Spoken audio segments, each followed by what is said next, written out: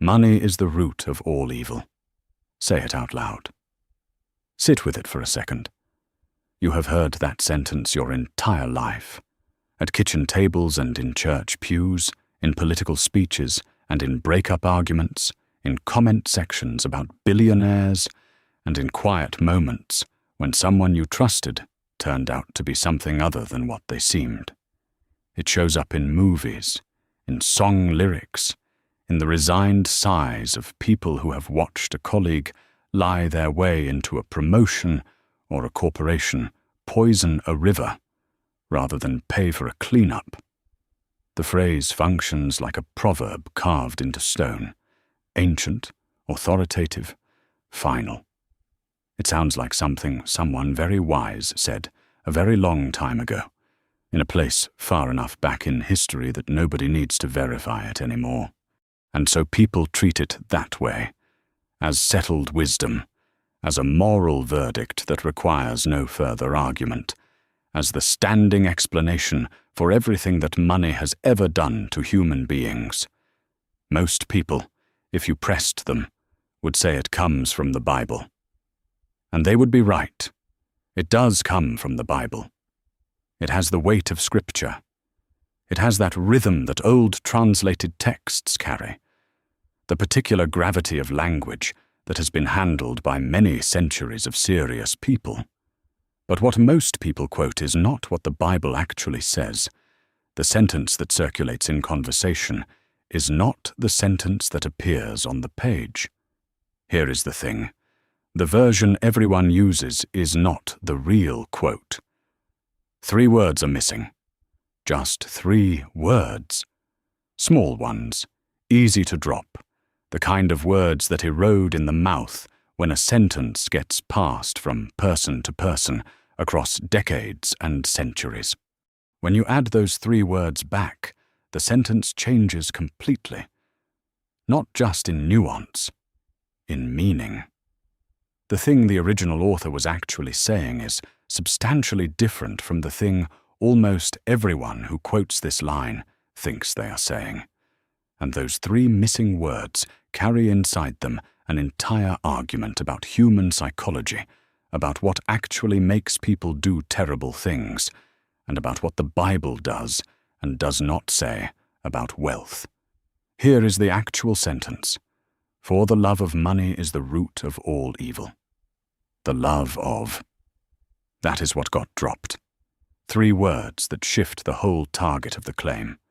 From money as an object, as a thing with corrupting power of its own, to love as a condition of the human heart, a posture of desire, a pattern of wanting. The original sentence is not about money. It is about what happens inside a person when money becomes the thing they cannot stop reaching for. That is a very different diagnosis. One puts the problem in a coin, the other puts it in the person holding the coin. And there is a second problem layered on top of the first. The person who said this, the real, complete version, was not Jesus. The quote gets attributed to Jesus constantly, casually, as if it were a line from the Sermon on the Mount, or a teaching delivered on a hillside above the Sea of Galilee. It was not. Jesus never said this. Not once. Not in any form. Not anywhere in the 4 Gospels.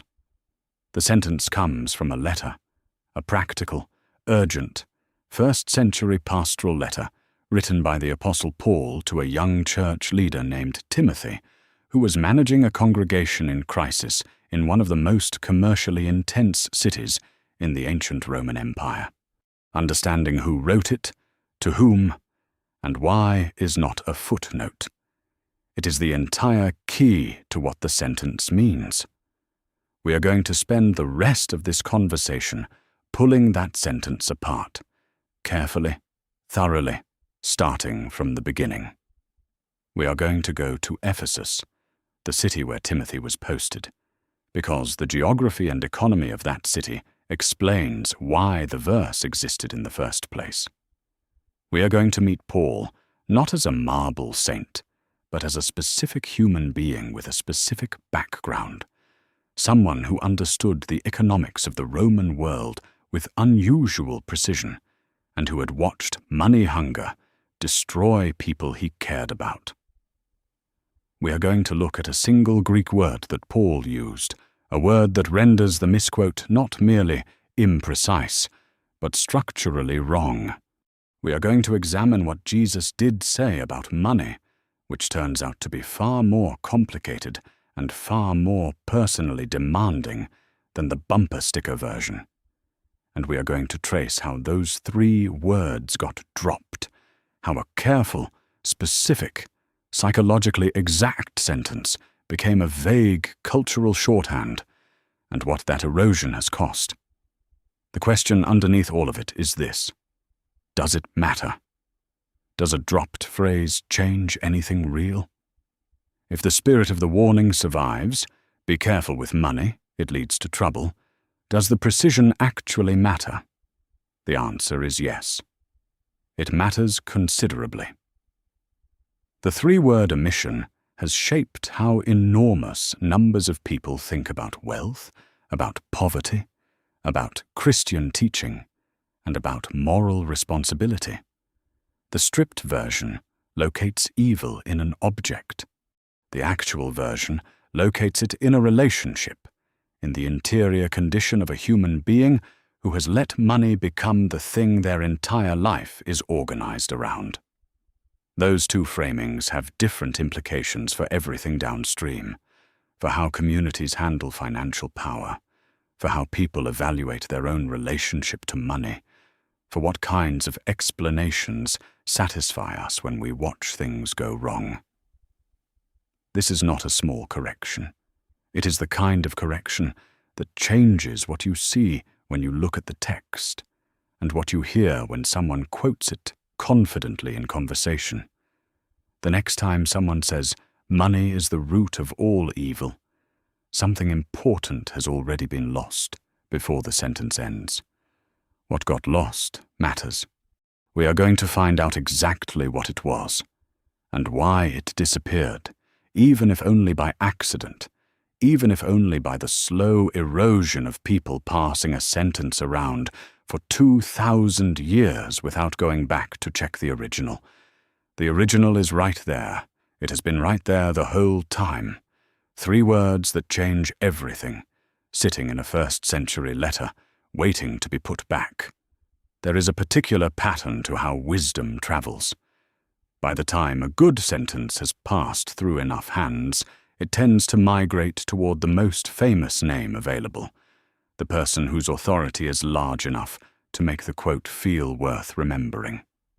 You have probably encountered this effect on its secular side. The internet has spent years festooning Albert Einstein's name onto observations he never made, crediting Winston Churchill with lines that belong to obscure Victorian novelists, and attributing to Mark Twain virtually anything that sounds clever and vaguely American. This is not dishonesty most of the time. It is something more automatic than that. The human tendency to park a good idea in the most prestigious nearby mind, as if wisdom needs a famous address to be taken seriously. In the Western Christian tradition, the most prestigious address of all is Jesus, and so wisdom drifts toward him. Teachings from Paul, observations from Proverbs, arguments from the letters of James or Peter, all of it has, at various points in the history of popular Christian culture, ended up attributed to Jesus by people who were not lying, just not checking. When a line sounds sufficiently moral, sufficiently profound, and sufficiently old, the mind supplies the most trusted name it has. In a tradition built around the life and teaching of a single central figure, that name is almost always Jesus. Which brings us to where the misquote comes from. The sentence about money and the root of evil was not written by Jesus. It was not recorded by any of the 4 gospel writers. It does not appear in Matthew, Mark, Luke, or John. It comes from a man named Paul, a figure so significant in Christian history that his letters make up roughly 1/3 of the New Testament, and yet a figure whose identity, in popular imagination, often gets flattened into something less specific and less interesting than the historical reality. Paul was born Saul of Tarsus, a city in what is now southern Turkey. He was a Pharisee, a member of the Jewish legal and scholarly class that took the Torah with absolute seriousness, studying it with the kind of precision that would today be called academic. He trained under Gamaliel, a rabbi so respected that his rulings appear in the Mishnah centuries after his death.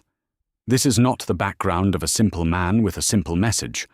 Paul was educated in ways that most people of his era were not, in a tradition that valued argument, interpretation, and precision of language above almost everything else. He was also, crucially, a Roman citizen by birth, a legal status that gave him access to courts, protections, and social networks that were unavailable to most of the people he would later preach among. He understood money. The Roman world in the first century ran on systems that Paul navigated personally: trade networks, taxation structures, the patron-client relationships that organized nearly every significant social and economic transaction. Tarsus itself was a prosperous city, a center of trade and learning. Paul was not a peasant preacher who had never seen a ledger. He was a man who understood how wealth moved, how institutions used it, and what it did to people when it became the organizing principle of their lives. Then came Damascus, the event Paul describes in his own letters, and that Acts narrates in dramatic form: the blinding light, the voice, the radical reorientation of everything he had been. After his conversion, Paul became something the ancient world had very little framework for: a missionary intellectual, moving across the Roman Empire by foot and boat, establishing communities of believers in cities he had never visited, writing to those communities with the urgency of someone who believed that what he was carrying was genuinely important and that time was short. He wrote from prisons, from rented rooms, from the road. He wrote arguments, encouragements, rebukes, and instructions. He wrote in Greek, the common language of the educated Mediterranean world, with a precision that his own contemporaries sometimes found difficult to follow. The letters we call the pastoral epistles, 1 Timothy, 2 Timothy, and Titus, belong to the later period of Paul's life and mission. They are addressed not to whole congregations, but to specific individuals, younger leaders whom Paul had mentored and deployed to manage churches in particular cities. The tone is different from Paul's earlier letters. It is more instructional, more administrative, more like a senior colleague writing to a junior one than like a founder writing to a new movement. These are letters about how to run a church, how to select leaders, how to handle disputes, how to deal with people who are teaching things they should not be teaching, and how to manage the inevitable problem of money. 1 Timothy, in particular, is a letter written to a young man named Timothy, who is managing the church in Ephesus under extremely difficult conditions. The letter covers governance and prayer and the role of various community members, and it keeps returning, with the insistence of someone who has seen this problem more than once, to the question of people who are using the church for personal financial gain. By the time Paul reaches chapter 6, he is not making a general philosophical observation. He is addressing a specific, active crisis.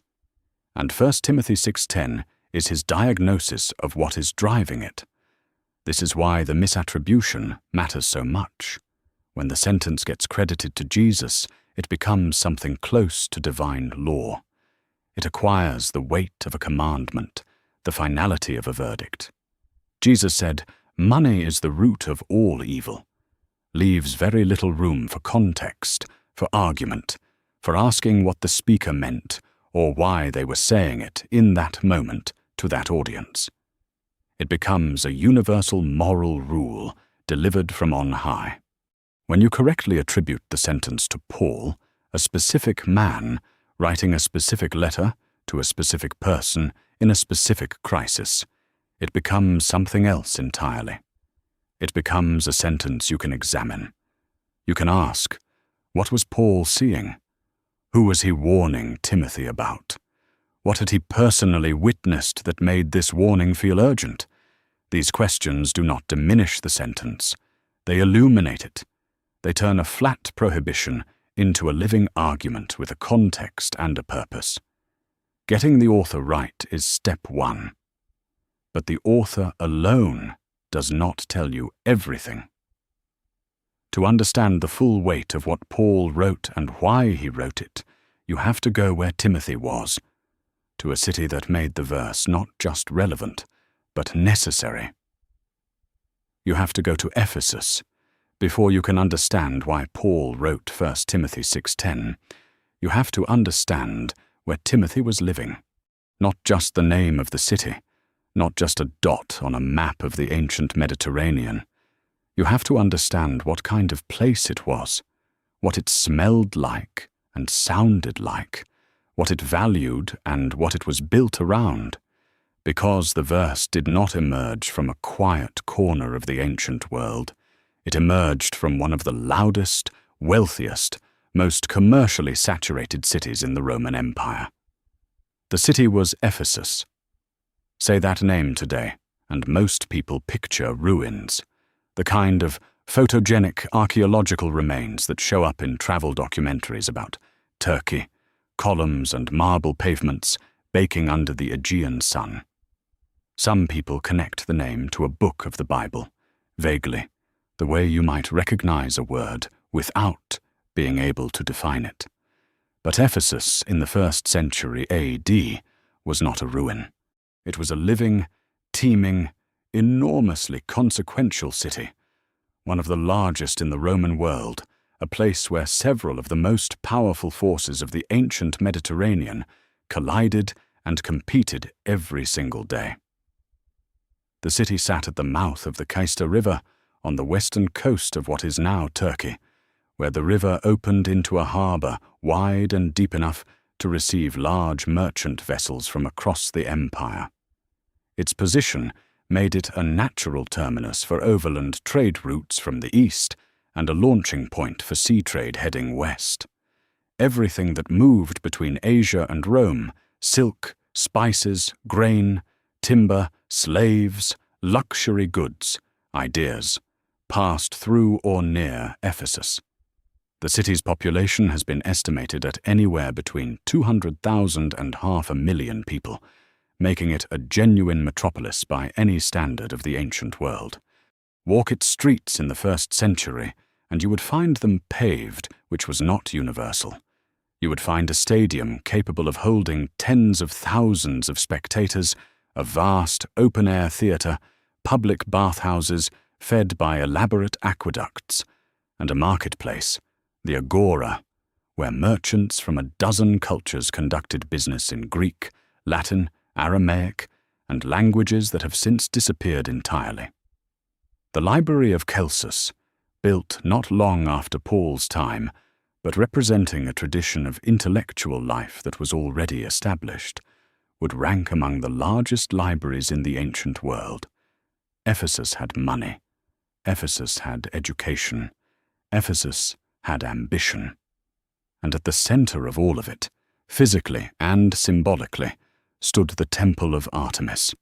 This was one of the 7 wonders of the ancient world, a structure so large and so elaborately decorated that visitors came from across the empire simply to see it. But the Temple of Artemis was not merely a religious monument in the way that phrase might suggest to a modern reader, implying something set apart from ordinary commerce and daily life. In Ephesus, the temple was commerce and daily life.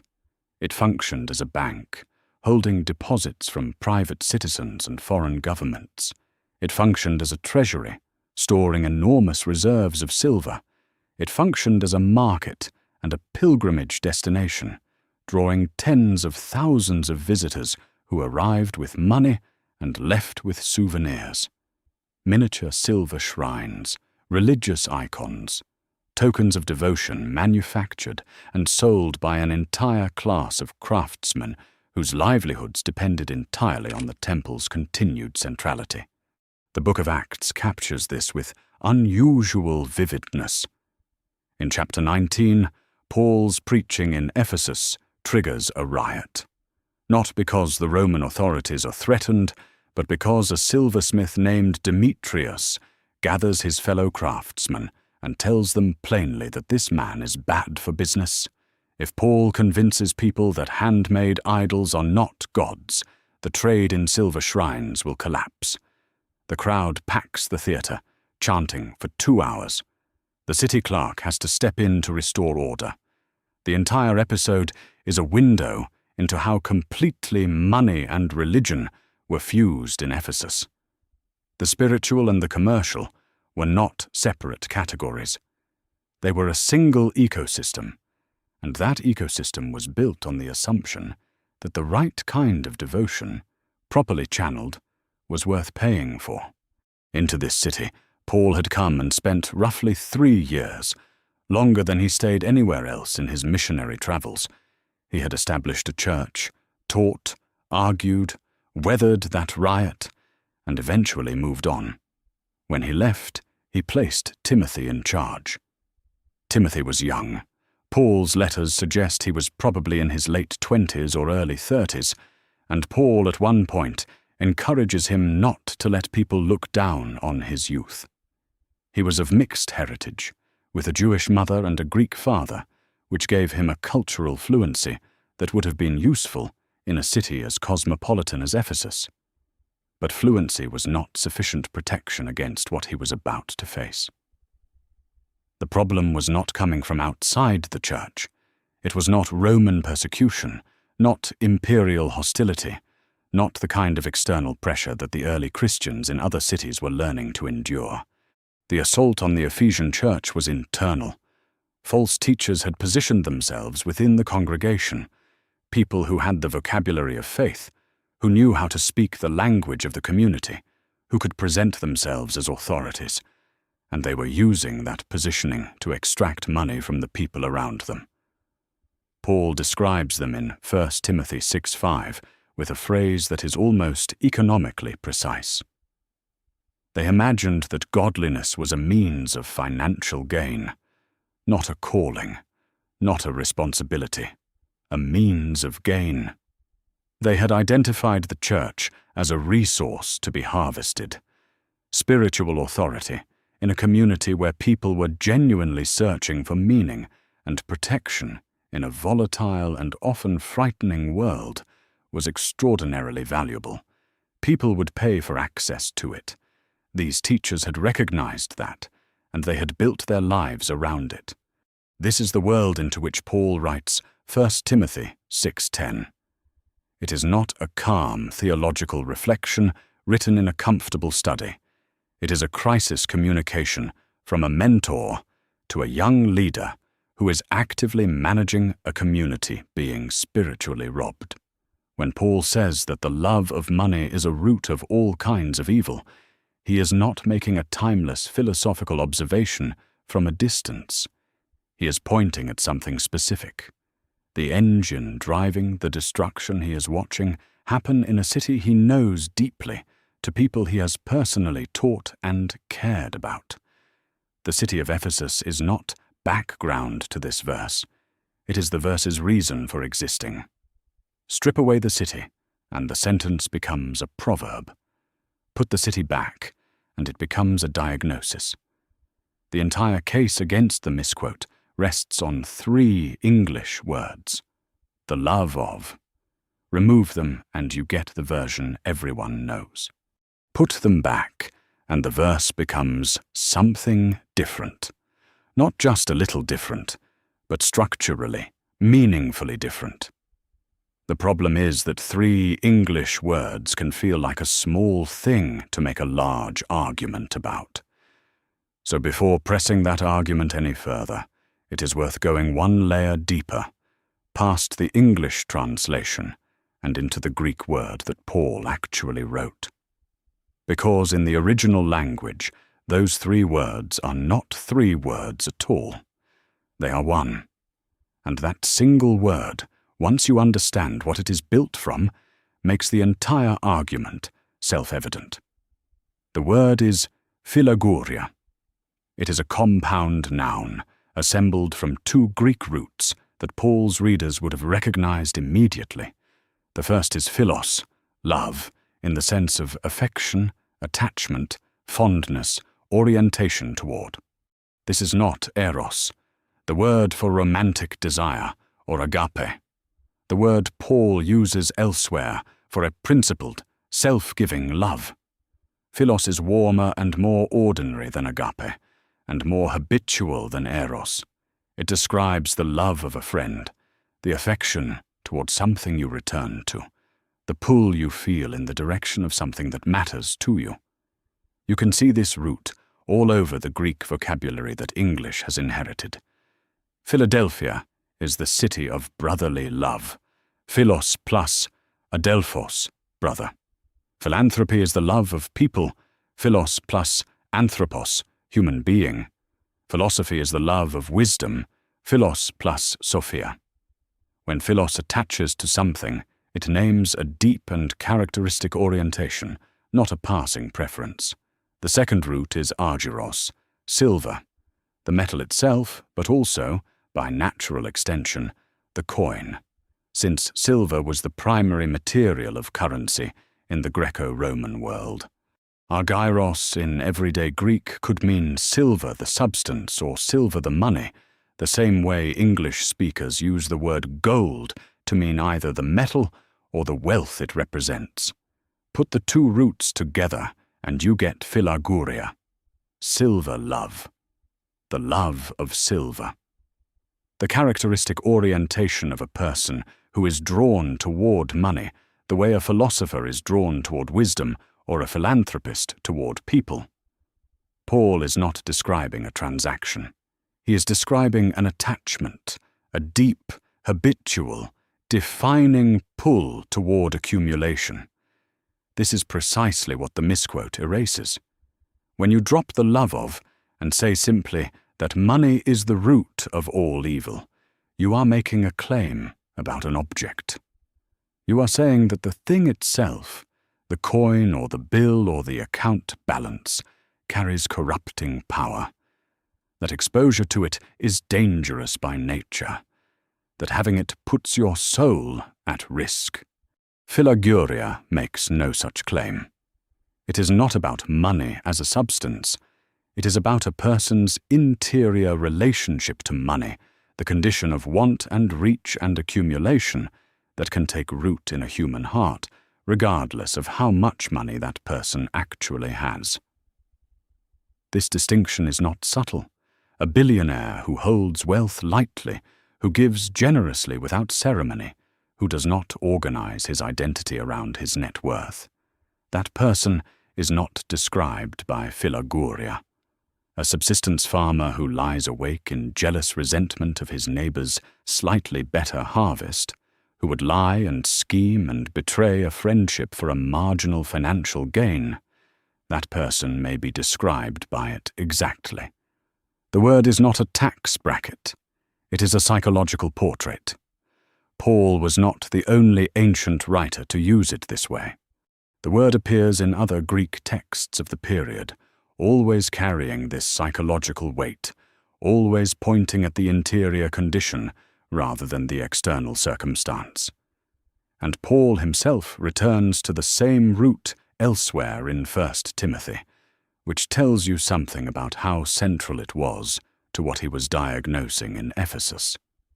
In chapter 3, listing the qualifications that a church elder must meet, he writes that an elder must not be aphilagiros, the same root, with the prefix a attached, meaning without. A church leader must be without silver love, not poor, not indifferent to practical matters, but free from the compulsive orientation toward accumulation that philaguria describes.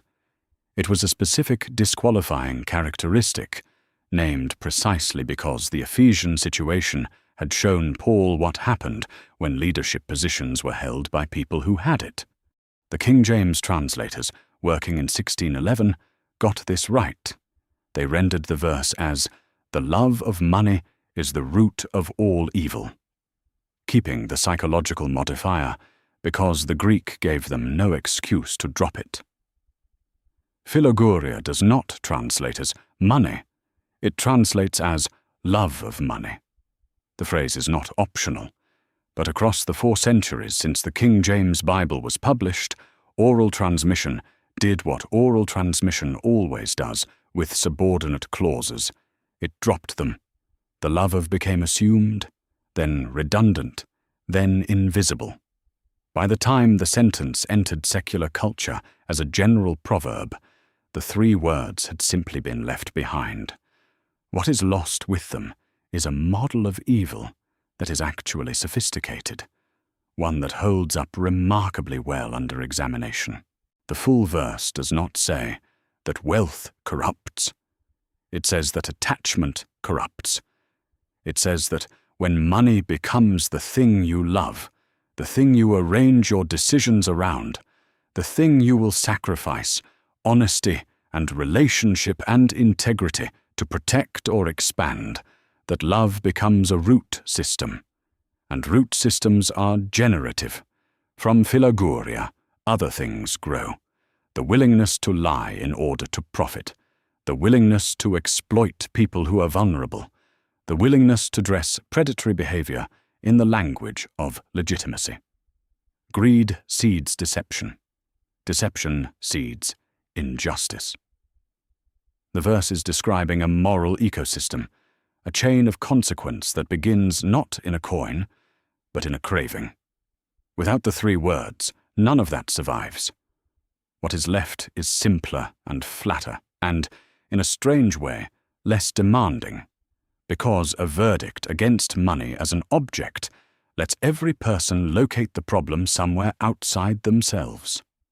3 English words, 1 Greek compound.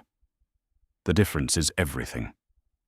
Now that we have the word, we can read the full sentence. Not lifted out of the page in isolation, not passed around as a cultural shorthand, but sitting where Paul actually put it, inside an argument that has a beginning and a middle and a point. Because 1 Timothy 6:10 is not a stand-alone aphorism. It is the climax of a passage that Paul builds carefully over several verses, and the verses that precede it change what the verse means and what it is asking of the reader. The passage runs from verse 6 through verse 10 of the 6th chapter. It is compact, and it moves quickly, but every step in it matters. Paul opens in verse 6 with something surprising, not a warning, not a condemnation, a positive claim. Godliness with contentment, he writes, is great gain. He is doing something deliberate here. The false teachers in Ephesus had been presenting godliness as a means of financial gain, using spiritual authority to generate income. Paul does not begin his counter-argument by attacking money. He begins by redefining gain. The actual form of wealth worth pursuing, he says, is contentment paired with a life oriented toward God. He is not dismissing the concept of gain. He is relocating it, pulling it away from the financial register and placing it somewhere else entirely. Verse 7 follows with an appeal to mortality that is almost brutal in its simplicity. We brought nothing into the world, Paul writes, and we can take nothing out of it. Whatever you accumulate, you leave behind. Every possession, every investment, every carefully built estate, all of it stays here when you go. This is not an original observation in the ancient world. Philosophers and poets had been making it for centuries. But Paul does not deploy it as philosophy. He deploys it as a reorientation device, a way of asking, if the horizon of your life ends in leaving everything behind, what does that do to your financial calculations? How much does the account balance matter when measured against that horizon? Verse 8 brings the positive counter-proposal. If we have food and clothing, Paul writes, we will be content with that. This line is sometimes read as an endorsement of poverty, but that reading misses what Paul is doing. He is not saying that poverty is virtuous, or that material need is spiritually superior to material sufficiency. He is describing a posture, a specific orientation toward enough, contentment with sufficiency, the capacity to receive what sustains life and not immediately feel the pull toward more. This is not resignation. It is a discipline that Paul elsewhere says he had to learn, which implies it does not come naturally. Verse 9 is where the argument sharpens. Those who want to get rich, Paul writes, fall into temptation and a trap and into many foolish and harmful desires that plunge people into ruin and destruction. The structure of that sentence deserves careful attention. It is not those who are rich. It is not those who handle money or accumulate savings or run profitable enterprises. It is those who want to get rich, the wanting itself, the driven, restless, defining pursuit of accumulation as a life goal. That is what Paul identifies as the trap, the desire to be rich as an organizing ambition, as the thing that shapes your decisions and your relationships, and your willingness to compromise leads somewhere terrible. Not because money is evil, because that particular wanting, when it takes over, destroys everything around it. Then comes verse 10. For the love of money is a root of all kinds of evil. Note two things that most people who quote this verse have never noticed. First, the indefinite article, not the root. A root. Many modern translations, the NIV, the ESV, the CSB, render it this way, and they are being faithful to the Greek. Paul is not making an absolute claim that money love is the sole origin of every evil that has ever existed.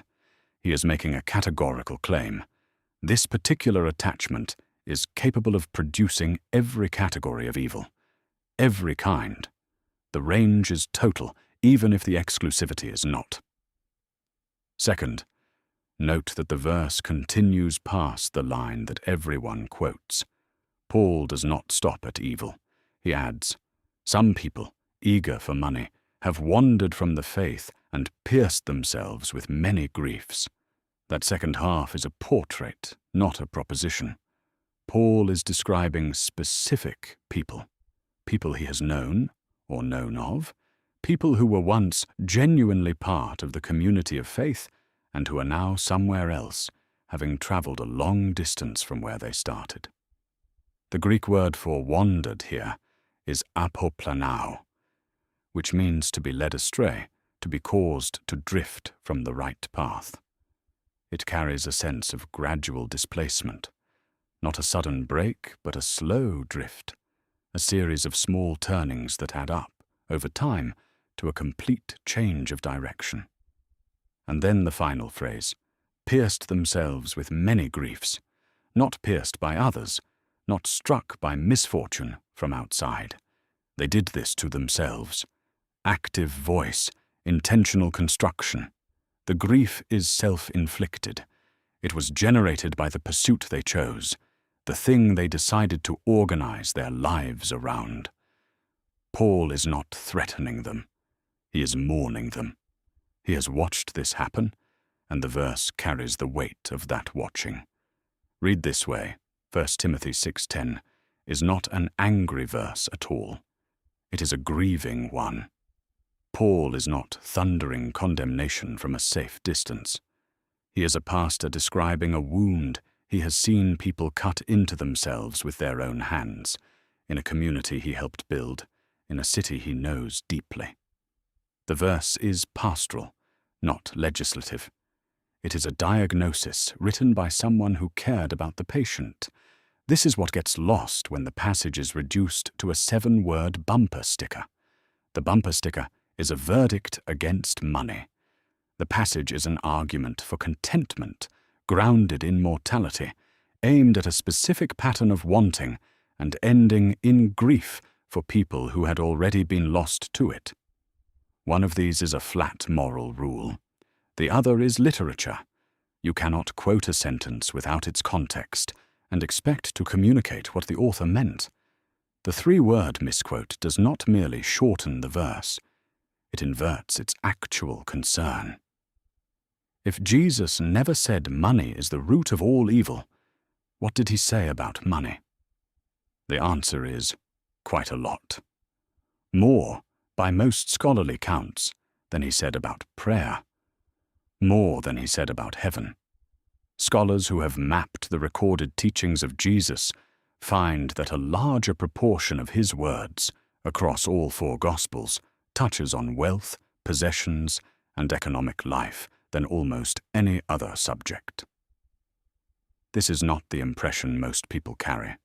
Most people think of Jesus as primarily teaching about love and forgiveness and the kingdom of God, with money appearing occasionally as a cautionary illustration. But the actual ratio is striking. If you want to understand what Jesus believed was most likely to distort a human life, the Gospels keep pointing you toward the same answer. And what he said is more nuanced, more personally uncomfortable, and more interesting than any version of a bumper sticker about roots and evil. Start with the most direct statement. In the Sermon on the Mount, Jesus says, "No one can serve two masters. Either you will hate the one and love the other, or you will be devoted to the one and despise the other. You cannot serve both God and money." The word translated as money in that verse is mammon, an Aramaic term that most of Jesus' audience would have understood immediately, carrying a weight that the English word money doesn't quite capture. Mammon doesn't mean currency in a neutral sense. It implies a system of loyalty, a lord, an authority that makes demands. When Jesus says you cannot serve mammon, he is placing money inside the category of masters, things that can own you, things that can command your decisions and shape your identity and determine where you spend your energy. He is not saying you cannot have money. He is saying you cannot serve it. The distinction is the same one Paul encodes in Philagoria. The difference between possessing money and being possessed by it, between holding wealth and being oriented toward wealth as the organizing principle of your life. A few chapters later in Matthew, a young man comes to Jesus with a sincere question. What must I do to inherit eternal life?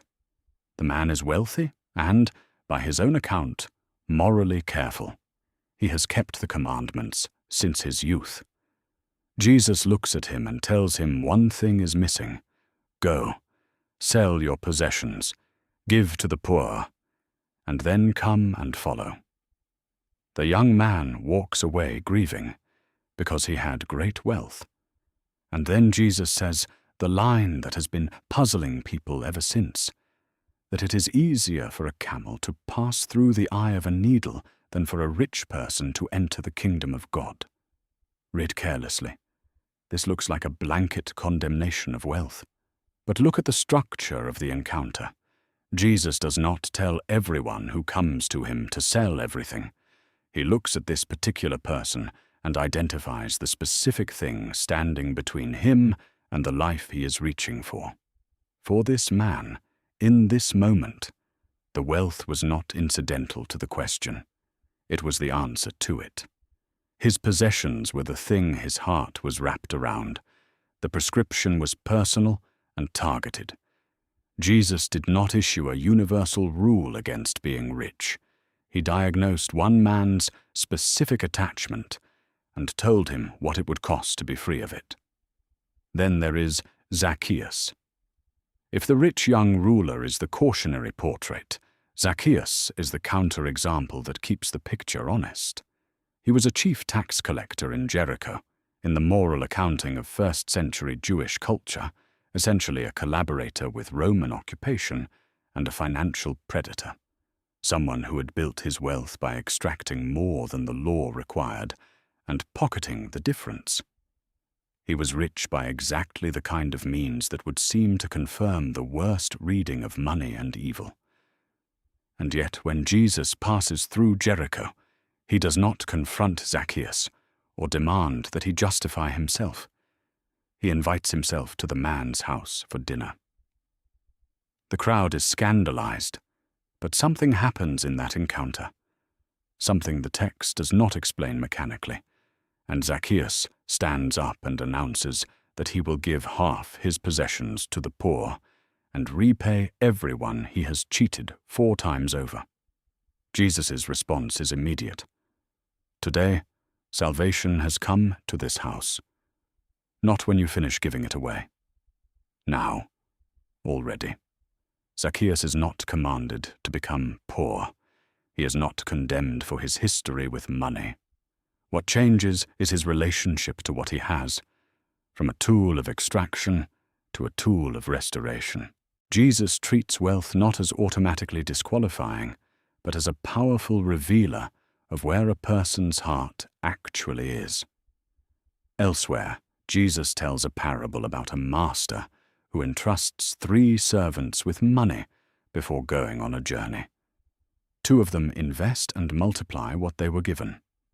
The third buries his in the ground, paralyzed by fear of getting it wrong. When the master returns, the 2 who multiplied are praised and given more responsibility.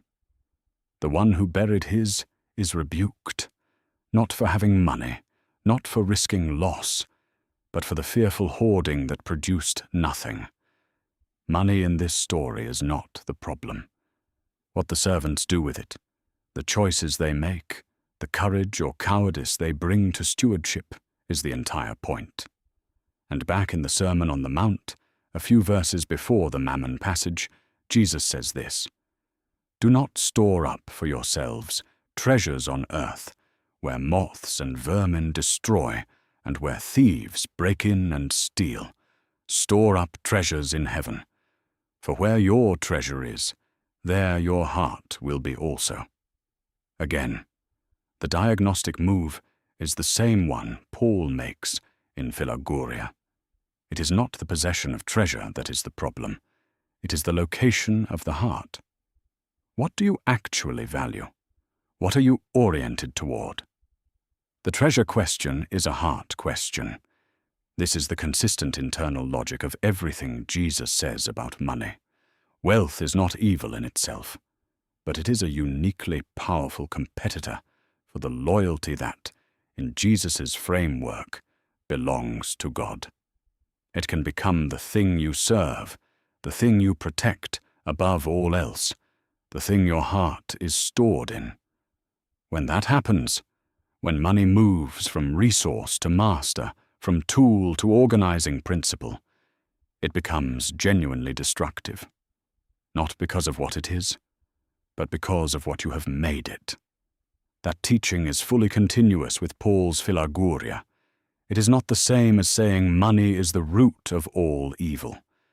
That sentence is easier and flatter and leaves you with a verdict rather than a question.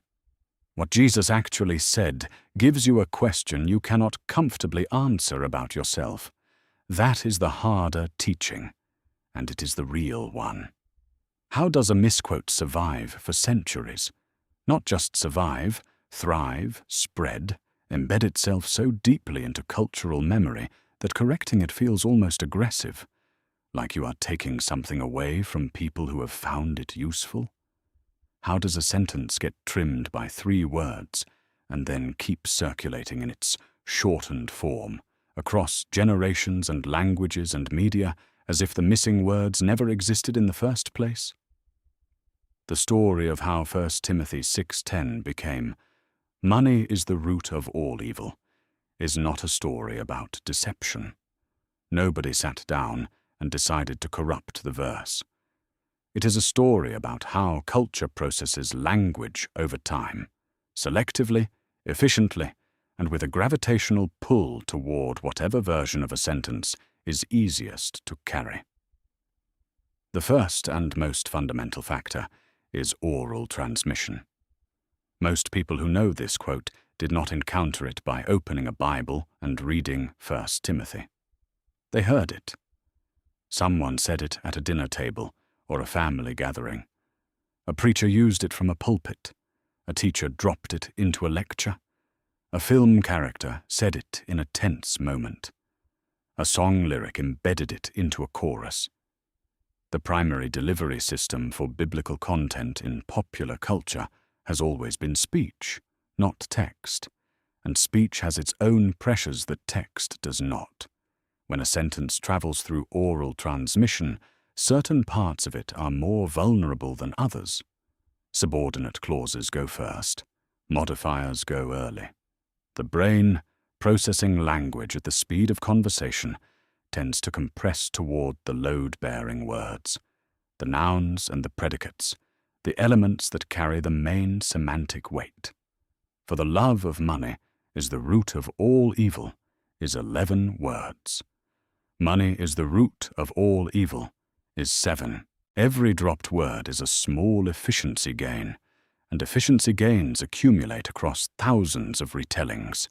The modifier, the love of, is precisely the kind of subordinate phrase that oral compression targets. It sits at the front of the sentence. It qualifies rather than asserts. And once it begins to feel optional, once enough people have heard the stripped version enough times, it simply stops being retrieved.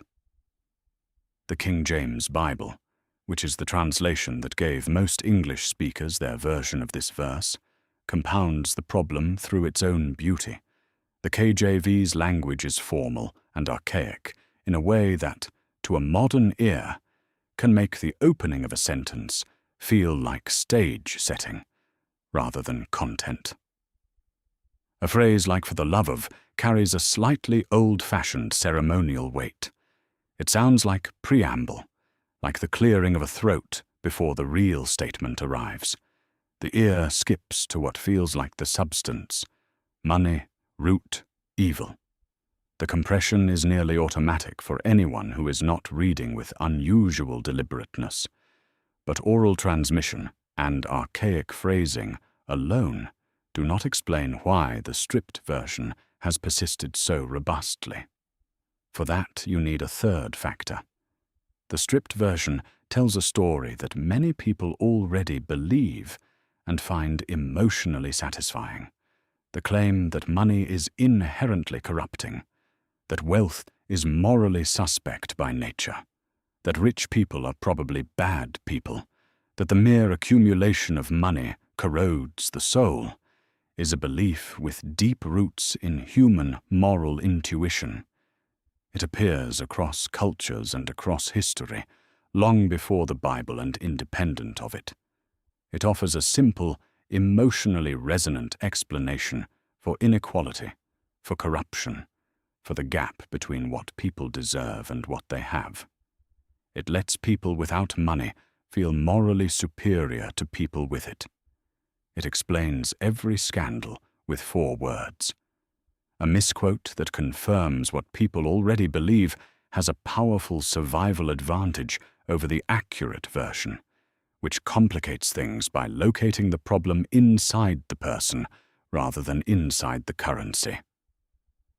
Once the phrase migrated out of church contexts and into general secular circulation, which happened quite early through proverb collections and almanacs, and the kind of popular print culture that was already circulating condensed wisdom long before the internet, it ceased to need the Bible's authority to survive. It became folk wisdom. Folk wisdom doesn't carry footnotes. Nobody asks a proverb for its sources. It simply is, passed from generation to generation as common sense, requiring no verification because it feels true and sounds old. The phrase's versatility in this secular form is itself a symptom of how much the original precision was lost. The misquote has been deployed with equal comfort by anti-capitalist critics arguing against corporate greed and by conservative preachers warning against materialism. It has appeared in films dramatizing Wall Street excess and in sermons justifying why the poor are blessed. Its ideological range is total, and that total range is only possible because the sentence is vague enough to mean whatever the speaker needs it to mean. The original verse, "The love of money is a root of all kinds of evil," is not vague. It is a specific psychological diagnosis aimed at a specific human tendency. Vagueness arrived with the dropped words. The attribution to Jesus followed a similar trajectory. As Protestant Christianity democratized access to the Bible through lay preaching, Sunday school movements, printed tracts, and eventually mass literacy, biblical content became available to people without formal theological training. In that environment, the main character of the Christian story became the gravitational center for floating wisdom. Paul's letters are harder to read than the Gospels. They require knowing something about the communities they were written to and the crises they were addressing. The Gospels have a narrative you can follow. Jesus is present, walking, speaking, healing. When a piece of wisdom feels important enough to repeat, it naturally travels toward the figure who seems most central, most authoritative, most remembered. There is one further layer most people never encounter: the verse's journey through translation. Paul wrote in Greek. Jerome translated the New Testament into Latin in the 4th century, producing the Vulgate that dominated European Christianity for 1,000 years. Jerome rendered philagoria as avaritia, the Latin word for greed or avarice. That is already a slight step away from the original, pointing at the quality of greed rather than the loving attachment that philagoria describes. By the time medieval Christians read this verse, and by the time the English translators who followed were working, they were already one remove from the Greek's specific psychological modifier. The King James translators restored it with the love of money, but by then the ground had been softened for centuries. The misquote is not a conspiracy. It is not anyone's deliberate act of distortion. It is the entirely predictable output of oral compression, archaic phrasing, confirmation bias, secular adoption, misattribution, and multilingual translation chain, all operating simultaneously over 2,000 years. Each step made a kind of sense on its own terms. The accumulated result is a sentence that has wandered very far from what it meant when it was written, and that wandering has had consequences. Return to Ephesus. We have established the city, its harbor and its markets, its temple of Artemis, the commerce that ran through every aspect of its life. We have the verse, and we know who wrote it. Now we need to meet the people the verse was written about, because without them, the sentence floats free of its purpose and becomes something less pointed and less urgent than it actually was.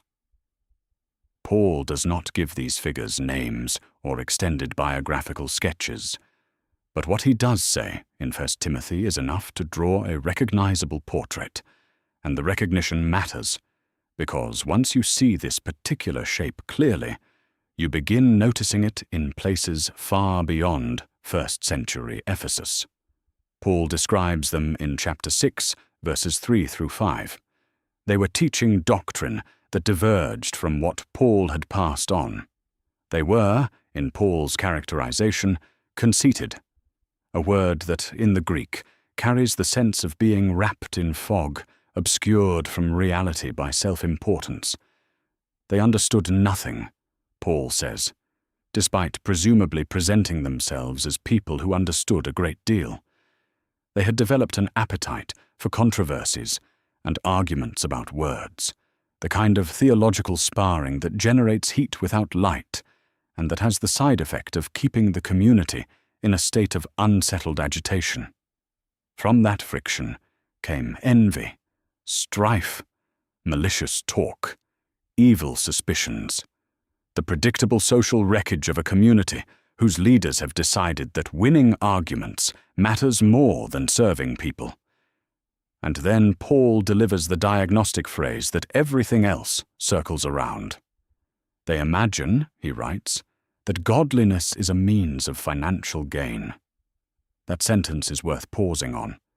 They had not simply become greedy in a crude, obvious way. Something more specific had happened. They had looked at the structure of religious community, the trust that believers extend to spiritual authorities, the genuine human hunger for meaning and protection and connection that a church is supposed to serve, and they had recognized it as an economic resource. Spiritual authority was extraordinarily valuable in the ancient world. There were no public welfare systems, no institutional safety nets, no social insurance against illness or displacement or the 100 other catastrophes that could descend on an ordinary person without warning. The promise of divine favor, of healing, of belonging to a community that would care for you when you fell, people would pay for access to that. They had paid for it at the Temple of Artemis for generations. The false teachers had simply transferred the model into a new religious context. This was not necessarily a cynical calculation made in a single moment of deliberate dishonesty. The psychology of this kind of corruption is usually more gradual and more self-obscuring than that.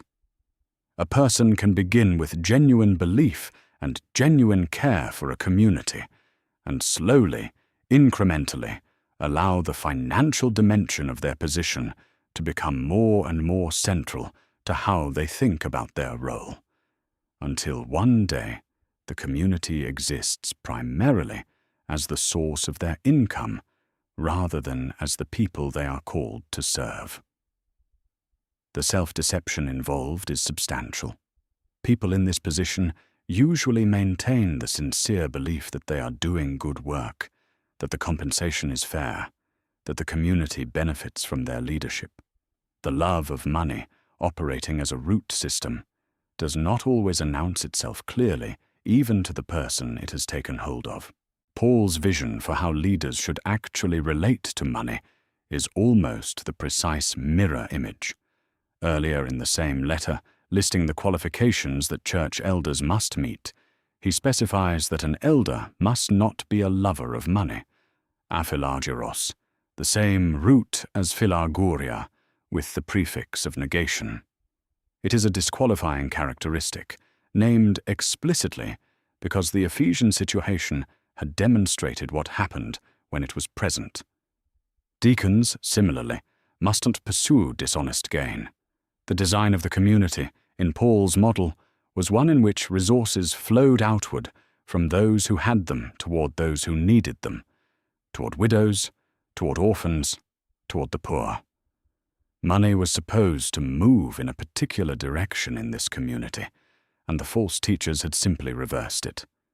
The historical recurrences of this pattern are too consistent to be coincidental. Medieval indulgences, the practice of selling certificates of absolution, of monetizing forgiveness itself, operated on precisely the logic Paul identified in Ephesus. People paid for access to spiritual status, and the institution that sold the access captured the revenue. The Protestant Reformation was, among its other dimensions, a protest against exactly this arrangement, a return to the argument that grace cannot be purchased, and that the church is not a financial extraction machine. Centuries later, the prosperity gospel, the teaching that divine favor produces financial blessing and that giving to the right ministry generates a multiplied return, runs on the same underlying engine. The details change, the structure does not. Wherever there is genuine spiritual hunger, community trust, and the social authority that comes with religious leadership, there will be people who identify that combination as an opportunity. This is why 1 Timothy 6:10 is not a calm philosophical observation. It is a crisis memo written by a mentor to a young leader who is actively watching it happen. When Paul says that the love of money is a root of all kinds of evil, he is not theorizing about human nature in the abstract. He is naming the specific mechanism he has watched destroy people and communities he cared about. He is pointing at the engine, and the verse is sharper for it, more specific, more urgent, more alive than the stripped cultural misquote suggests. The people Paul was warning Timothy about were not pantomime villains. They likely retained some genuine belief alongside the corruption. But somewhere in the structure of their lives, philoguria had taken root, and from that root everything else had grown sideways. Here is something the misquote has done that rarely gets discussed. It has made Paul look like an anti-wealth ideologue. If you read, "Money is the root of all evil," as a summary of Pauline theology, the conclusion follows naturally. Paul thought money was bad, that Christians should treat it with suspicion, that the spiritually serious person keeps their distance from economic life. The stripped sentence implies a man who viewed wealth as contaminating and poverty as something close to holy. But that portrait is almost exactly wrong. Paul's complete teaching on money and wealth, drawn from across his letters rather than from a single extracted phrase, is far more sophisticated, far more practical, and in many ways far more demanding than simple anti-wealth sentiment. Start with something that surprises people who have absorbed the misquote as their picture of Paul.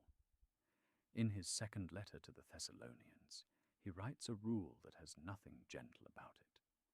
The one who is unwilling to work shall not eat. Paul is not romanticizing poverty. He is not suggesting that material need is a spiritually elevated state. He is treating economic participation, the act of working, contributing, sustaining yourself and others through productive effort, as a basic human responsibility, not as a spiritual compromise. The community he is writing to had members who had stopped working, apparently because they believed the world was about to end and the effort seemed pointless. Paul's response is brisk and practical. Get back to work. He practiced what he instructed. Acts records that Paul worked as a tent maker, a skilled trade that involved cutting and stitching heavy leather or fabric, physical and demanding labor. He did not do this as a performance of humility. He did it because he wanted to be financially independent of the communities he served, so that no one could accuse him of preaching the gospel for pay. His tent-making was a deliberate structural choice, designed to remove any ambiguity about his motives. This is not the behavior of a man who viewed money as inherently evil. It is the behavior of a man who understood money's social function precisely enough to manage its implications carefully. Move to 2 Corinthians chapters 8 and 9, and you find the most extended treatment of financial generosity in the entire New Testament. 2 full chapters that Paul devotes entirely to the theology and practice of giving. He describes a collection he is organizing across his churches for the poor believers in Jerusalem, and the argument he builds is not one of obligation or guilt. He holds up the example of the Macedonian churches who gave generously out of their own poverty. He talks about an equality of resource sharing across the wider community of faith. And then he lands on a sentence that could not be more incompatible with a theology that condemns money itself. Each of you should give what you have decided in your heart to give, not reluctantly or under compulsion, for God loves a cheerful giver. The word cheerful, there is the Greek hilaros, from which English gets hilarious, bright, willing, even joyful. This is not the posture of someone trying to escape the corrupting influence of wealth. It is the posture of someone who has understood money as a resource and is deploying it freely in the direction of others. Then there is the contentment passage in Philippians, written from prison. Paul says, "I have learned, in whatever state I am, to be content. I know how to live in humble circumstances, and I know how to have abundance. In both, I have learned the secret of being content." That word "learned" is significant. Paul is not describing a natural temperament or a spiritual gift. He is describing something he had to acquire through experience, equanimity that held in both directions, whether he had resources or lacked them. Contentment is not indifference to material conditions. It is the trained capacity to not let material conditions determine your interior state. This is the same contentment he prescribes in 1 Timothy 6, the positive counterpart to philarguria, and it applies to wealth as much as to want. Most surprising of all, and most damaging to the anti-wealth reading of the Misquote, is what appears just 7 verses after 1 Timothy 6:10 in the same chapter. Paul writes, "Command those who are rich in this present world not to be arrogant, nor to put their hope in wealth, which is so uncertain, but to put their hope in God. Command them to do good, to be rich in good deeds, to be generous and willing to share." Paul is addressing wealthy people directly, and he is not commanding them to become poor. He is not telling them their wealth is corrupt, or that they must divest themselves of it to be spiritually acceptable. He is giving them a theology of stewardship. Hold it without arrogance. Do not let it become your security system. Use it generously. Let it flow outward. This is the instruction of a man who regarded wealth as a resource that could be rightly or wrongly used, not as a substance that corrupts by contact. Take all of it together, and Paul's actual theology of wealth becomes legible. Money is a resource. Its moral character is entirely a function of your relationship to it. Contentment with enough is wisdom. Generosity with surplus is virtue. Compulsive, driving, heart-organizing attachment to accumulation, philarguria, is the danger.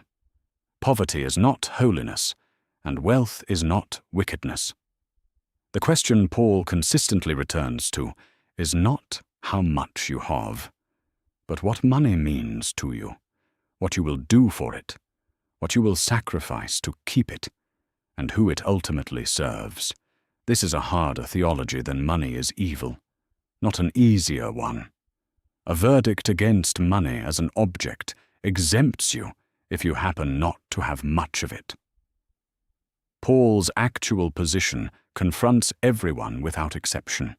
The person who resents what others have, the person who hoards anxiously against every possible future catastrophe, the person who uses wealth to insulate themselves from accountability. The verse, read correctly, does not issue a verdict against any economic class. It asks a diagnostic question of every human being who has ever held money and felt something when they did. Paul was not anti-wealth. He was anti-idolatry. The Misquote has been collapsing that distinction for centuries, and the collapse has cost us a more honest reckoning with what the text actually requires. Does a dropped phrase really matter? Someone could reasonably argue that the spirit of the warning survives the compression, that whether you say money is the root of all evil, or the love of money is the root of all evil, the practical message is roughly the same. Be careful with money. It leads people to do terrible things. The distinction might seem academic, a quibble over 3 small words in an otherwise intact sentence.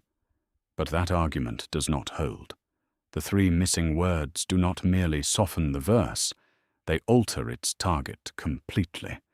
And altering the target, moving the location of evil from a human relationship to a physical object, has produced consequences that are traceable, persistent, and in some cases still actively unfolding. The first consequence is the distortion of poverty into virtue. When money itself is coded as evil, poverty acquires a moral halo it was never intended to wear. This has happened extensively across Christian history.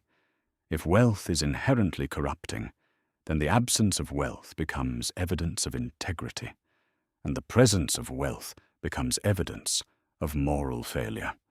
The theology that flows from this position has been used to discourage economic mobility in communities where it was already hard to achieve, to counsel patience with exploitative labor conditions on the grounds that the poor are spiritually favored, and to treat financial success as something a genuinely devout person should be suspicious of in themselves. None of this finds support in the actual text. Jesus ministered to poor people because they were vulnerable and overlooked, not because their poverty was a spiritual achievement. Paul, in the same chapter as the misquoted verse, instructs wealthy people not to be arrogant and to be generous. He does not tell them to become poor. The corrected verse has no interest in sanctifying destitution. The misquote has spent centuries doing exactly that. The second consequence is more paradoxical and more troubling. The misquote has actively enabled the predatory behavior it claims to condemn. The mechanism is this: if money is inherently evil, if contact with it corrupts the soul by nature, then the presence of a spiritual leader who handles money on your behalf can feel like a service. They are managing the dangerous substance so you do not have to. They are purifying it, channeling it through godly purposes, protecting you from its contaminating influence. This is the implicit logic that makes certain kinds of religious fundraising psychologically coherent to the people who participate in it. Give your money to the ministry, and something spiritual happens to it in transit. The institution launders the corruption out.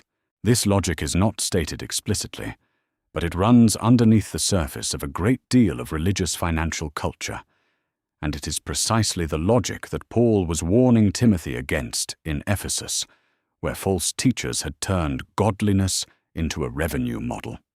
The misquote, by locating evil in money as a substance rather than in the human heart's attachment to it, inadvertently creates the conceptual space for exactly this kind of exploitation.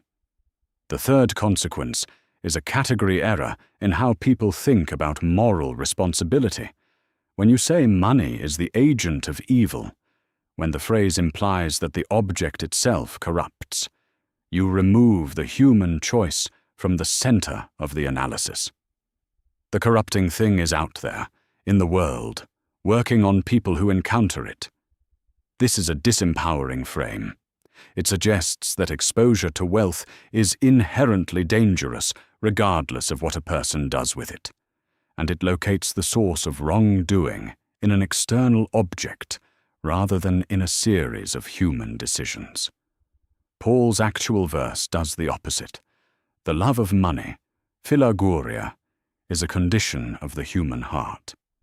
It is a choice, or rather a series of choices, a progressive orientation that a person cultivates or resists. Moral responsibility sits squarely with the person who makes those choices. That is an empowering frame. It means the damage is not inevitable. It means something can be done differently. The misquote makes evil feel like weather. The corrected verse makes it feel like a pattern of behavior that has alternatives. The fourth consequence is that the misquote has functioned for generations as a cultural permission slip for cynicism. Every corporate scandal, every corrupt politician, every story of a wealthy person who turned out to be a predator gets met with some version of, well, money is the root of all evil. As if the four-word explanation is sufficient and the analysis complete. It is not. That response is the end of thinking, not the beginning of it. It excuses the observer from the harder work of asking how institutions fail, how oversight erodes, how specific incentive structures produce specific patterns of behavior, how communities allow exploitation to continue. Cynicism dressed as ancient wisdom is still just cynicism, and the misquote has been providing exactly that cover for a very long time. The fifth consequence may be the quietest, and yet the most pervasive. When people encounter money as the root of all evil as a piece of biblical teaching, it makes the Bible look economically naive, as if an ancient religious text has nothing coherent to say about the complex financial realities of modern life. And people dismiss it on those grounds. That dismissal is built entirely on the misquote. The actual verse is not naive. The love of money is a root of all kinds of evil, is a psychologically precise diagnosis of the interior condition that drives fraud, corruption, exploitation, and the abuse of power. It is as applicable to the incentive structures of a modern financial institution as it was to a first-century con artist in Ephesus selling spiritual access for silver.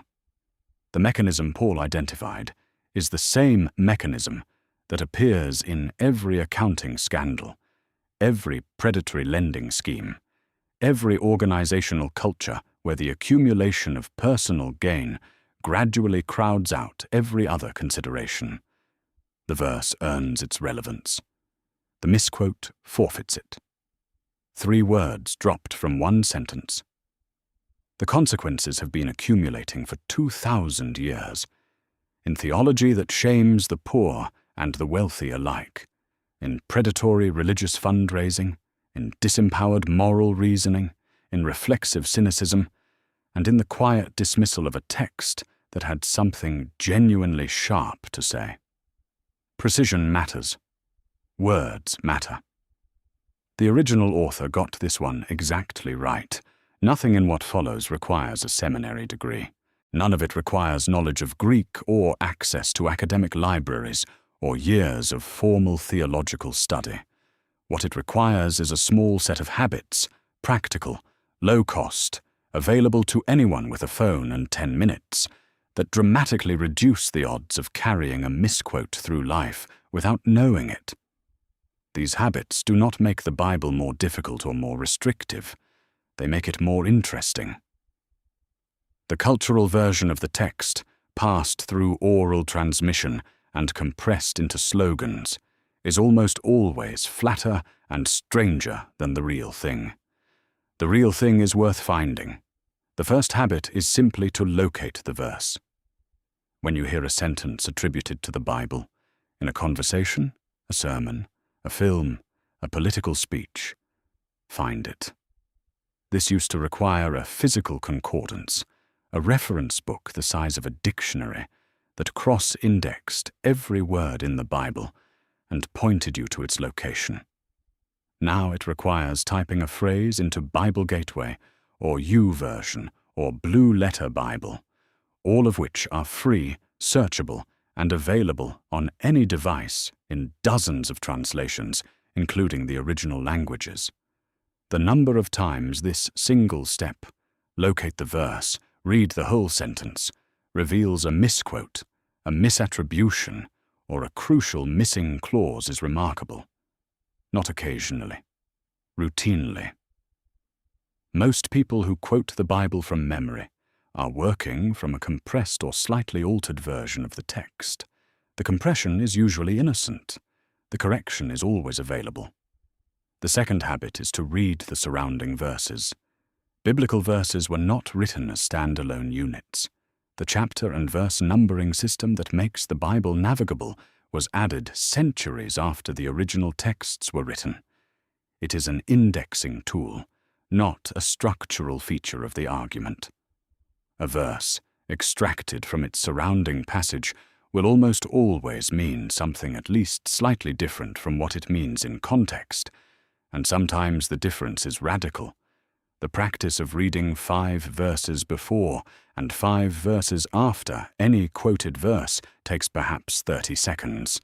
For 1 Timothy 6:10, doing this reveals that the sentence is the climax of a 6-verse argument about contentment versus compulsion, an argument that begins with a positive vision and ends in grief. None of that survives in the single extracted line.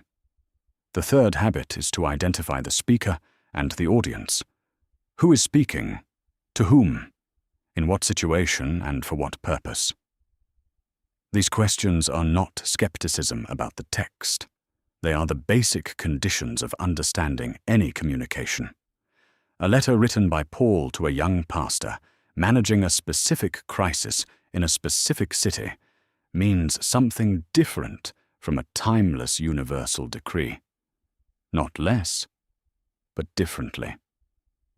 Knowing that 1 Timothy is a pastoral letter addressed to Timothy in Ephesus in the context of false teachers exploiting the congregation financially does not reduce the authority of verse 10. It explains why it was written, what problem it was aimed at, and what kind of claim it is actually making. The fourth habit is to compare translations. The King James Version is not a bad translation, but it was completed in 1611, and the English of 1611 is not the English of today.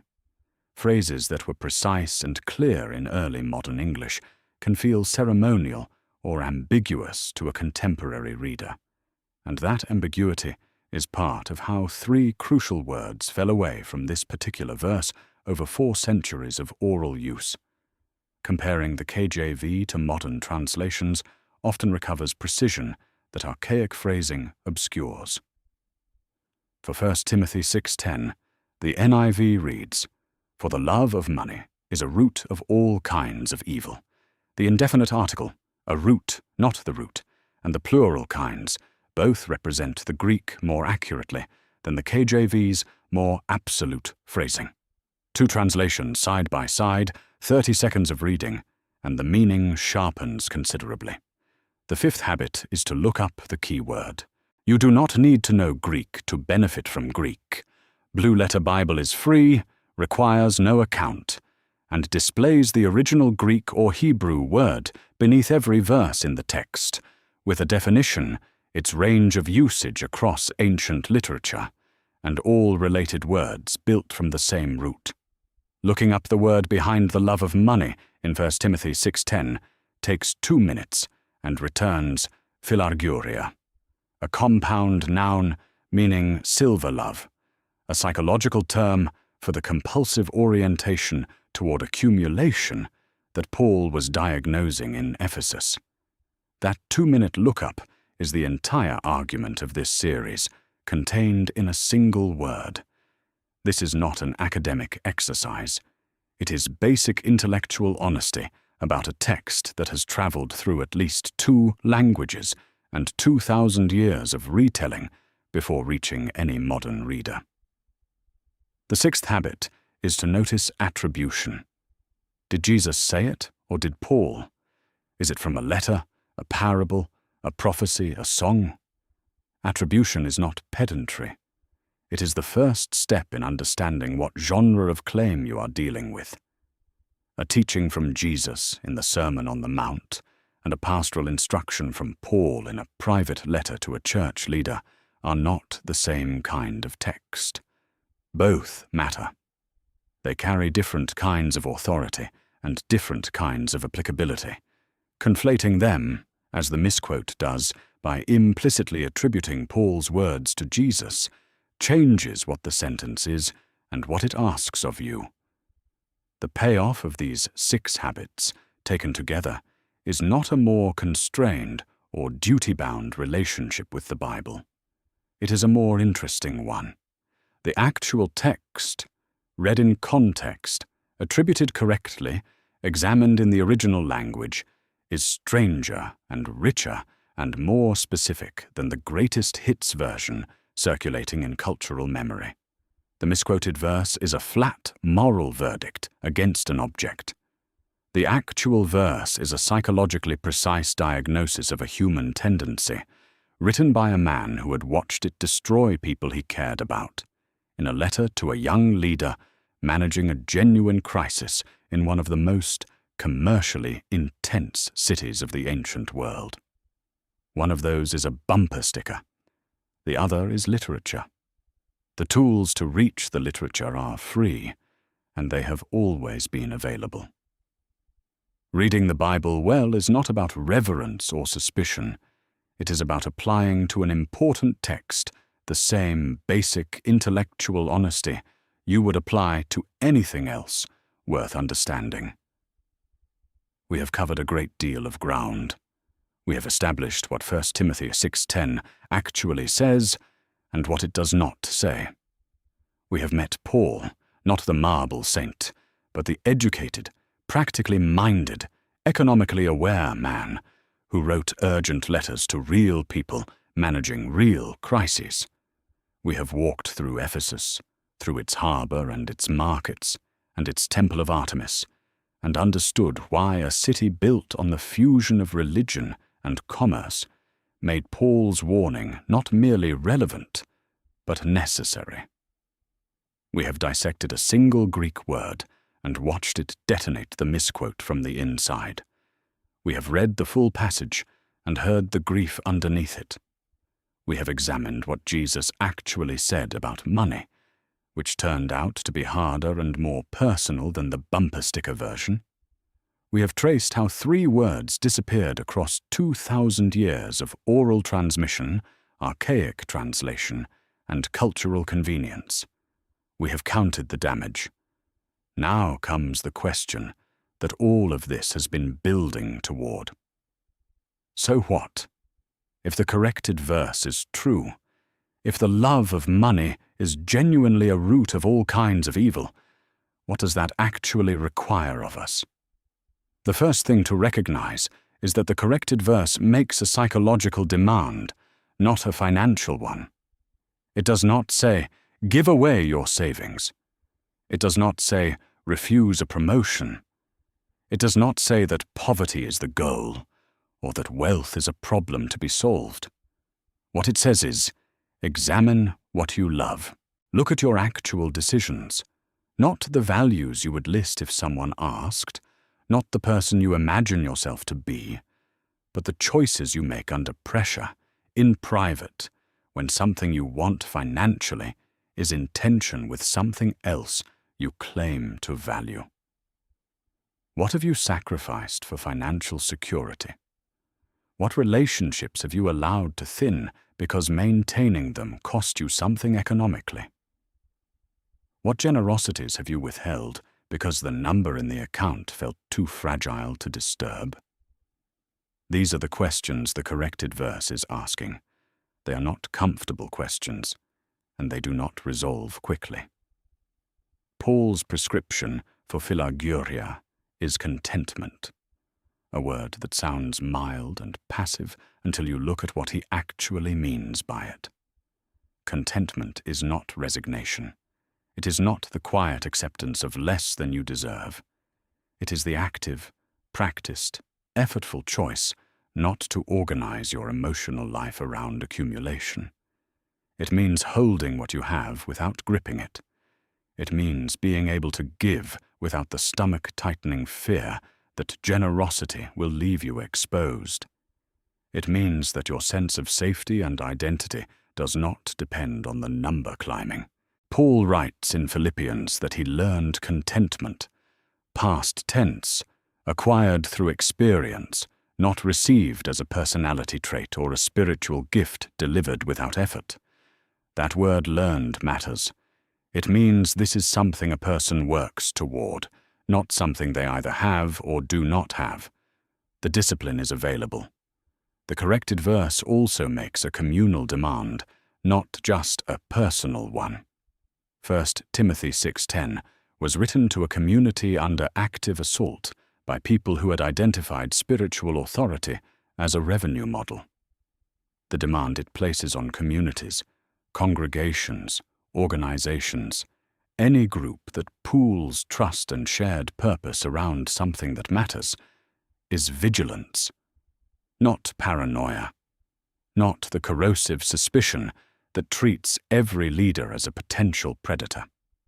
Vigilance, the willingness to ask about the direction of financial flow, to hold leadership accountable for how resources move, to recognize the structural pattern Paul identified, that wherever genuine trust and spiritual authority exist, there will be people who want to capture that value for personal gain. Communities that understand the corrected verse are better equipped to see that pattern early, before it has done its worst work. For the wealthy, the demand is specific, and it sits just 7 verses after the misquoted line. Command those who are rich, Paul writes, not to be arrogant, not to put their hope in wealth, which is uncertain, but to be generous, willing to share, rich in good deeds. The demand is not divestment. It is humility and open-handedness. And it is genuinely difficult, because wealth is one of the most effective insulators against accountability that the world offers. The things money buys, privacy, professional protection, distance from consequences, tend to reduce a wealthy person's exposure to honest feedback about their own choices. Paul's instruction runs directly against that tendency. Stay connected. Stay humble.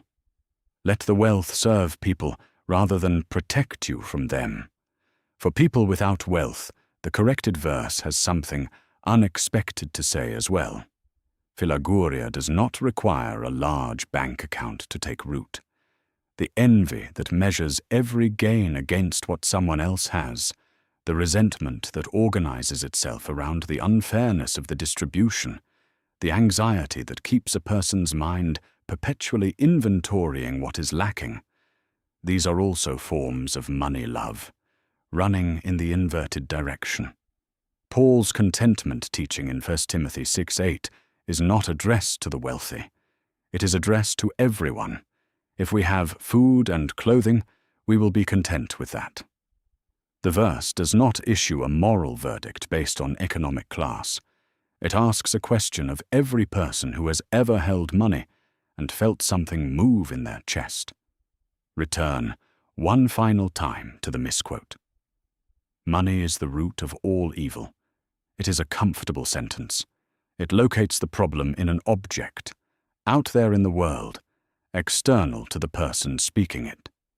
It lets the person without money feel vindicated, and the person with money feel condemned, and neither of them has to examine what they actually love or make any decision about it. The sentence ends the conversation before it begins. The corrected sentence does not offer that comfort. The love of money is a root of all kinds of evil. The love is inside you. The root is something that you tend or neglect by the choices you make daily, in small ways, about what you are willing to trade for financial security, or status, or the feeling that you finally have enough. The kinds of evil it produces are not remote events that happen to other people in other places. They grow from a seed that is available to every human being who has ever wanted more than they had.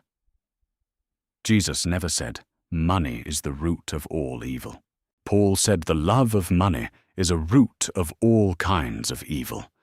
Written to a young man managing a crisis in a commerce-drenched city, on behalf of a community being robbed by people who had let that love quietly take over everything. It was specific, it was urgent, it was aimed at something real, and it has been traveling, trimmed and misattributed for 2,000 years. Now